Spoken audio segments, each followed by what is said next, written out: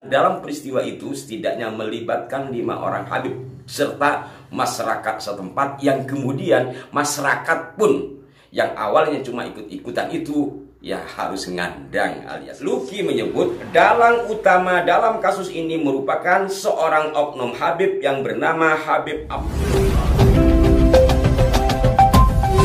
Assalamualaikum warahmatullahi wabarakatuh. Salam jumpa, salam sejahtera untuk Anda semua. Salam persaudaraan dari kami Aras 9 Channel. Kembali saya menyapa Anda saudara-saudaraku, dan kembali saya mengucapkan terima kasih atas respon positif Anda terhadap konten-konten kami. Mohon maaf jika ada kekeliruan dan tidak semua komentar sempat kami berikan balasan. Maklum karena persoalan waktu. Saudara-saudaraku sekalian, dalam edisi kali ini kembali saya akan menyoroti maraknya perlakuan tidak menyenangkan atas tokoh-tokoh kita. Seperti yang beberapa hari ini terjadi, yang ramai dan kami tayangkan di sini, mulai dari Jember hingga Malang. Dan kemudian meletuslah video yang disampaikan oleh Pak Muhdor, kemudian ada seorang lagi yang nantang-nantang. Ini mengkhawatirkan tentu bagi kita semua jikalau ada di antara kita yang terprovokasi, kemudian benar-benar terjadi perpecahan sesama kita. Ingat, sesama kita. Dari sini saya ingin mengajak kita semua untuk introspeksi diri tentunya, termasuk diri saya, dan akan memberikan satu gambaran peristiwa yang terjadi di Madura. Kenapa saya sebut Madura? Karena dari Jember itu walaupun pulaunya Jawa, banyak suku Madura di sana. Dan dari apa yang disampaikan oleh sang tokoh hebat itu belakangan kan ada video yang saya tidak tayangkan, itu menggunakan bahasa Madura ketika beliaunya berbicara dengan sang kiai pengasuh pesantren. Kemudian juga yang di Malang ada terlempar ya, tercetus bahasa Madura juga. Maka saya memberikan contoh peristiwa yang terjadi di Madura, dan kebetulan saat peristiwa itu terjadi saya pun di Madura, yakni pembakaran kantor Polsek Tambelangan Sampang Madura. Walaupun jaraknya dari rumah saya jauh ya, tapi dengan kantor PCNU Sampang tempat saya dulu ngabdi tahun 97 ke atas, itu tidak terlalu jauh daerah Tambelangan, dan itu daerah saya dulu ketika koordinasi berkenaan dengan Lembaga Pendidikan Ma'arif Nahdlatul Ulama, pimpinan cabang Nahdlatul Ulama Kabupaten Sampang. Nah, pada saat itu adalah bulan Ramadan, setelah terjadi pembakaran yang melibatkan, bahkan menurut rilis yang disampaikan oleh sejumlah media online, dalang utamanya adalah seorang Habib. Dan dalam peristiwa itu setidaknya melibatkan 5 orang Habib serta masyarakat setempat, yang kemudian masyarakat pun yang awalnya cuma ikut-ikutan itu ya harus ngandang alias di-sel. Pada saat itu saya sempat diajak oleh ponakan saya, anggota Banser, untuk cara semacam pertemuan atau pengajian kecil-kecilan gitu bersama lora-lora saya, putra dari kiai saya yang tempat saya mengaji di pesantren Nahdlatul Ulum Ar-Rahmaniyah Peramian Sreseh Sampang. Pertemuannya atau kegiatannya itu digelar di kantor Polsek Sreseh Sampang Madura, yang juga berdekatan dengan kantor Koramil. Jadi di situ juga disampaikan bahwa mengkhawatirkan gerakan yang ada di Tambelangan itu sampai merembet kepada daerah-daerah yang lain pada tahun 2019 yang lalu. Nah, sahabat-sahabatku sekalian, sebagian dari jemaah pembakaran ya mungkin jemaah Habibnya ya, itu setelah masuk ya mohon maaf, dalam beberapa berita itu ada yang nangis karena dia hanya ikut-ikutan, nggak tahu karena yang nyuruh itu tokoh ya ikut aja ngelempar, ketahuan ngelempar ya ngandang. Berikutnya itu kan menjelang Lebaran, akhirnya minta pulang pas Lebaran. Ini kan yang minta pulang bagaimana? Wong faktanya dia walaupun hanya ikut-ikutan, faktanya dia melempar dan dia mengakui. Maka itu saya khawatir peristiwa yang terjadi belakangan ini akan kembali muncul, kemudian terjadi seperti yang ada di Sampang tadi.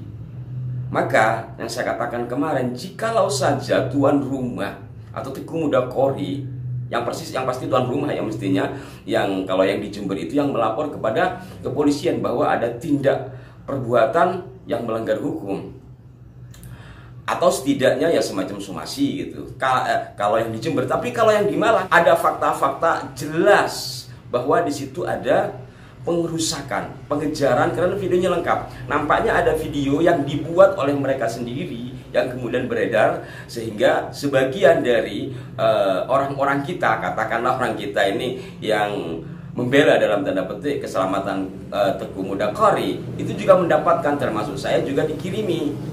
Nah, dari video-video ini kan bisa menjadi dasar untuk pelaporan. Tetapi sahabat-sahabatku sekalian, seperti yang disampaikan seorang komentator di kolom komentar ini, minta agar saya, para YouTuber itu untuk melaporkan.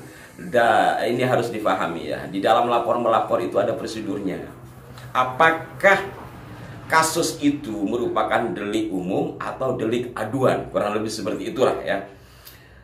Saya tidak mungkin bisa melaporkan karena saya bukan korban. Belum lagi masalah tempat, saya bukan korban. Seperti itu mestinya yang melapor adalah korbannya langsung. Dan sebagainya lah, nanti Anda bisa pelajari sendiri berkenaan dengan prosedur lapor-melapor. Biar sahabat yang komentar seperti itu paham. Walaupun harapan saya karena sama-sama saudara gitu ya, sama-sama saudara, mudah-mudahan tidak ada lapor-melapor lah. Kasihan juga nanti akan berkaca kepada persoalan yang ada di Tambelangan ini, semoga menjadi penyadaran. Sahabat-sahabatku sekalian, saya akan bacakan dari beberapa liputan berita, di antaranya dari Detik News. Ini juga banyak dimuat ya di BBC, kemudian di Tempo, Tribun, Media Jatim dan sebagainya. Saya ambil yang dari Detik ya, dengan judul Polisi sebut satu Habib jadi dalang utama pembakaran Polsek Sampang. Ini diinformasikan 27 Mei 2019. Polisi sudah menahan 5 pelaku pembakaran Mapolsek Tambelangan Sampang Madura. Sementara 1 orang masih diperiksa intensif. Kapolda Jatim saat itu ya, Irjen Luki Hermawan menyebut kelimanya memiliki peran yang berbeda-beda. Luki menyebut dalang utama dalam kasus ini merupakan seorang oknum Habib yang bernama Habib Abdul Qadir. Hasil penangkapan ada beberapa pengembangan. Dari rumah tersangka kami juga mendapatkan alat-alat komunikasi dari salah satu tersangka berinisial K, AK, Abdul Qadir. Ini oknum Habib, kata Kapolda saat rilis di Mapolda Jatim, Jalan Ahmad Yani, Surabaya, Senin 27 bulan 5 2019. Berikutnya, selain itu, Luki mengatakan oknum Habib Abdul Qadir ini yang merencanakan pembakaran. Tersangka yang merencanakan membuat bom molotov, membuat sumbu, membawa massa sebanyak 2 pick up atau 70-an orang, hingga memberi komando pada massa untuk melempari Mapolsek dengan bom molotov dan batu. Tak hanya itu, Habib Abdul Qadir ini juga ikut melempari mobil dinas di Mapolsek Tambelangan. Dia juga menyuruh massa untuk membeli bensin sebanyak 2 liter yang digunakan dalam pembakaran. Ini aktor intelektual adalah Habib AK atau Abdul Qadir. Dia yang merencanakan, dia menyiapkan segala macam. Ada inisial H, lainnya inisial S, dan A, lanjut Luki. Dari Detik, coba saya baca di Kompas ya. Kompas ini ditayangkan 4 Juni 2019 dengan judul Polisi Rilis Identitas 21 DPO Pelaku Pembakaran Polsek Tambelangan Sampang. Surabaya, Kompas.com, Polda Jawa Timur menghimbau puluhan pelaku perusakan dan pembakaran kantor Polsek Tambelangan Sampang yang masih berkeliaran agar segera menyerahkan diri. Catatan polisi, ada 21 pelaku yang sampai saat ini sudah ditetapkan dalam daftar pencarian orang atau DPO. Identitas para pelaku kita rilis agar jika ada warga yang mengetahui bisa langsung menghubungi polisi, kata Kabid Humas Polda Jawa Timur, Kombes Frans Barung Mangira, Senin tanggal 3 bulan 6 2019. Polda Jawa Timur, kata dia, juga sudah berkomunikasi dengan ulama di Sampang untuk membantu melakukan pendekatan agar para pelaku segera menyerahkan diri. Saya langsung akan bacakan beberapa bagiannya saja dari 21 tersangka yang sudah ditetapkan itu. Yang pertama adalah Habib Zaki dari Desa Maluku Barat, Tambelangan, Sampang. Nomor 2, Muhammad dari Desa Samaran, Tambelangan, Sampang. Nomor 3, H. Subah dari Desa Birem, Tambelangan, Sampang. Nomor 4, Maskur dari Dusun Blaluh, Desa Karanganyar, Tambelangan, Sampang. Nomor 5, Abdul Manap dari Dusun Sorak, Desa Maluku Barat, Tambelangan, Sampang. Nomor 6, S. Muhammad Asgaf alias Habib Mama dari Dusun Pak Baru, Desa Barungangah, Tambelangan, Sampang. Nomor 7, SY Abdullah Asgaf alias Habib Abdullah dari Dusun Suko, Desa Tambelangan, Sampang. Nomor 8, Kiai Amin Humaidi. Ada kiainya juga kan. Dari sini sahabat-sahabatku sekalian, semoga tantretan saudara-saudara yang kemarin melakukan tindakan tidak baik terhadap Teguh Mudakori, baik itu di Jember ataupun yang terjadi di Malang, atau mungkin juga di tempat lain seperti yang juga menimpa Kiai Imad ketika di Banten, juga di Bekasi. Ini semoga menjadi penyadaran bagi kita. Kalau hanya sekedar bertengkar, kalau hanya sekedar adu jotos, saya pikir mereka-mereka yang belajar ilmu bela diri tidak takut lah. Jangan dianggap orang yang diam itu takut, sahabat. Orang yang diam itu karena dia melihat siapa yang dihadapi. Loh, masih saudara kok. Kalau terjadi sesuatu yang dipukul ya saudaranya sendiri. Bahkan nanti kalau ada efek hukumnya yang dipenjara ya saudaranya sendiri. Saya yakin hal-hal seperti inilah yang dipertimbangkan oleh Teguh Mudakori. Walaupun framing bahwa Teguh Mudakori takut dan segala macamnya itu bertebaran. Bahkan ada kanal pondok pesantren namanya ya. Ada kanal pondok pesantren namanya itu yang mengunggah dengan kalimat-kalimat fitnah atas Teguh Mudakori. Ini miris, kanal YouTube milik pondok pesantren kok isinya fitnah.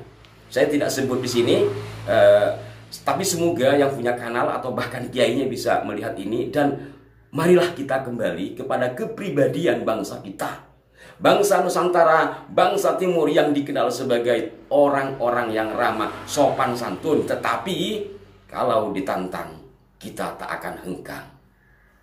Itu makanya ratusan tahun kita dijajah oleh bangsa asing bisa dilemahkan ketika kita akhirnya bisa diadu domba.